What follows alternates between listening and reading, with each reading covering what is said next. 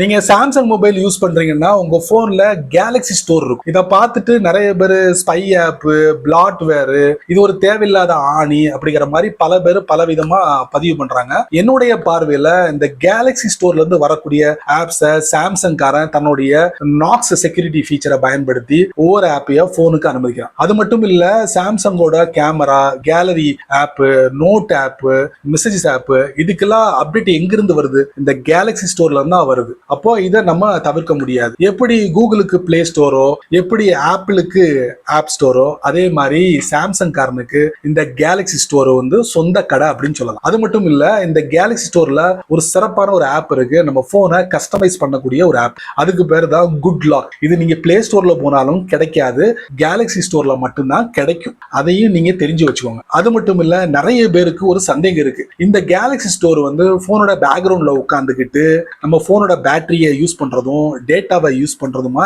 இருந்துச்சுன்னா four stop அப்படிங்கிற விஷயத்தை நிறைய பேர் பயன்படுத்துறாங்க. அந்த டயத்துக்கு வேணா ஓகே, பட் சாம்சங் காரன் கொடுக்கக்கூடிய முக்கியமான செக்யூரிட்டி பேச்சஸை நீங்க இழக்க நேரிடும். இதனால ஹேக்கர்ஸ் ஈஸியா உள்ள புகுந்து உங்க டேட்டாவை ஆட்டைய போட்டுருவாங்க. அதே மீறி நீங்க ஃபோர் ஸ்டாப் பண்ணாலுமே ஒன்ஸ் நீங்க உங்க போனை ரீஸ்டார்ட் பண்ணும் போது சாம்சங் காரன் இந்த கேலக்ஸி ஸ்டோருக்கு மீண்டும் உயர கொடுத்துருவான். அதனால நீங்க பண்றது எல்லாமே வேஸ்ட் தான். ஆக மொத்தத்துல சாம்சங்கோட இந்த கேலக்ஸி ஸ்டோர் தேவையில்லாத ஆணியும் இல்ல, நீங்க இதை பார்த்து பயப்பட வேண்டிய அவசியம் இல்ல.